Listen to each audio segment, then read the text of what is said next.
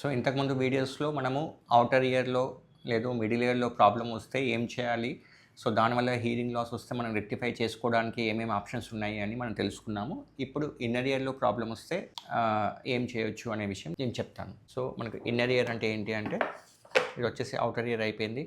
So ఇదంతా middle ear అయిపోయింది. Next వచ్చేసి ఇన్నర్ ఇయర్ గురించి చెప్పాలి అంటే, ఇన్నర్ ఇయర్లో మేజర్గా 2 పార్ట్స్ ఉంటాయి. ఒకటి వచ్చేసి కాక్లియా, ఒకటి వచ్చేసి సెమీ సర్క్యులర్ కెనాల్స్. ఈ సెమీ సర్క్యులర్ కెనాల్స్ వచ్చేసి మనకు బ్యాలెన్సింగ్ ఆర్గాన్ అనమాట.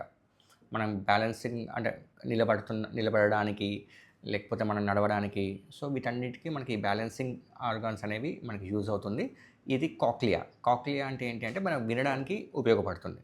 సో దీంట్లో ఒక చిన్న చిన్న మన వెంట్రుకల లాగా స్ట్రక్చర్స్ ఉంటాయి అన్నమాట. సో దానివల్ల ఆ మూమెంట్ వల్ల మనకు ఈ వినడం అనేది ఈ ఆడిటరీ నర్వ్ ద్వారా మనకు బ్రెయిన్కు చేరుతుంది.